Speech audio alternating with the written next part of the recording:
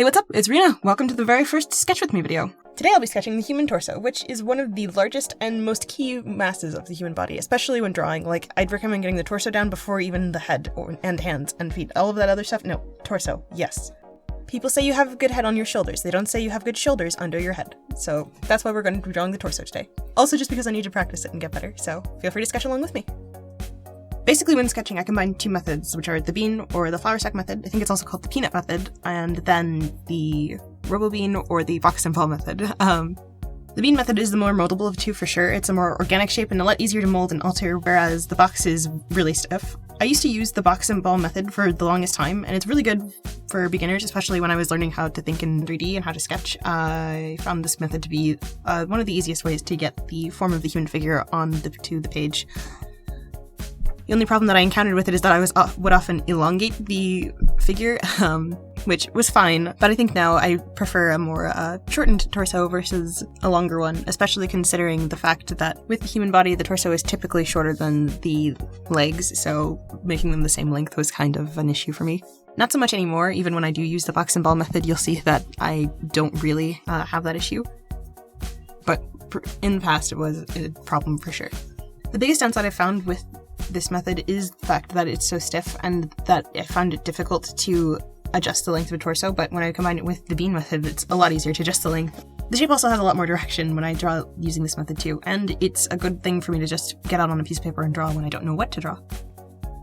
Typically when drawing, I'll start with the torso and then move on to the hands and feet, and once I get those placed, it's a lot easier for me to tell the direction and kind of the story that I'm trying to tell with the image than if I had just started off with the torso and then moved on to the arms and legs. Usually when I start with the torso and then move on to the arms and legs, the pose becomes a lot stiffer, and that's not really what I want. I'm trying to avoid stiff poses as much as possible, so when doing this exercise especially, I tried to make sure that I drew the hands and the feet first. Sometimes I don't though, because I'm bad at following my own advice. Don't worry though, I'm still practicing. I'm getting better.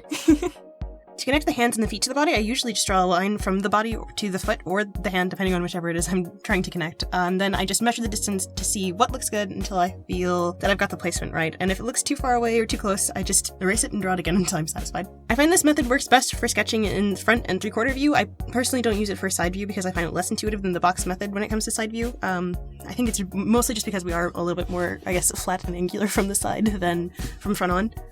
So here I'm just sketching out some more poses and forms and trying to get a good grasp on the concept. I have a decent grasp on the forms of the human figure, but I'm still not anywhere near an expert level. I'm trying my best to get it figured out. I did use references for these poses, but I did not save them, which is kind of a mistake on my part. I basically just scrolled through Pinterest and drew whatever I felt was interesting. Next time I'll save them so I can share them with you guys if you want and link them below so you can use the same references I used, if you'd like to. With the boxy bean as a base, I kind of draw basically the same pose here, but showing the differences just between like a male and a female figure, kind of studying that and trying to get better at it, because I really do not practice male anatomy at all, but I'm getting better.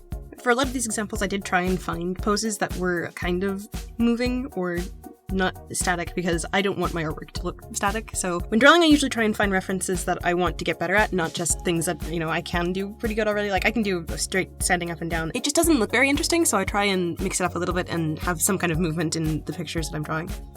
I did actually use the bean for quite a few side views here, and I didn't box it off as much as I usually would. Like for some of these I did, but for others, I think the way that the pose and the movement that I was trying to capture, I ended up not boxing it off, which is kind of a mistake on my part. I totally should have, just because the more angles something has, the more direction that it has.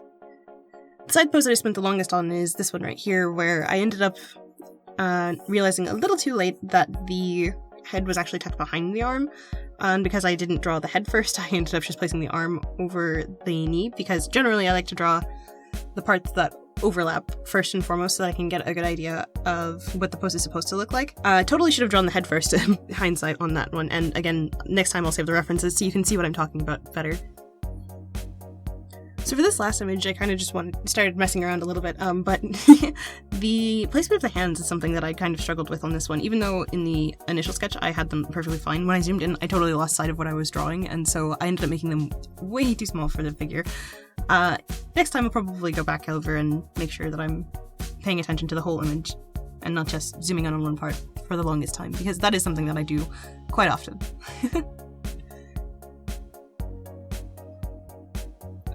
think personally that's one of the biggest struggles for me, is that because I do all of these like studies on just one part of the body, sometimes I'll get so distracted with it that I won't remember that, oh yeah, there's like a whole other rest of the person over here that I need to finish.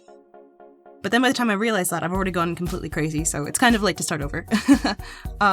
Which I don't recommend. Like, honestly, at this point, I totally could have started over. It's just a sketch, like, it's not going to be that terrible. And even if I had to erase the hands, like, they're on the side of the face, so it's not going to hurt anything too much. But, you know, just overall, when sketching, don't stress over it too much like I do. For this last image, I also didn't have a reference, which I do not recommend at all. Like, get a reference or take a picture. I totally could have taken a picture too, because I was sitting right in front of the computer at the time, and it's like literally not even that difficult to just click on the camera app, open it, take a photo, and use it as a reference. So there's a little extra bonus tip for you.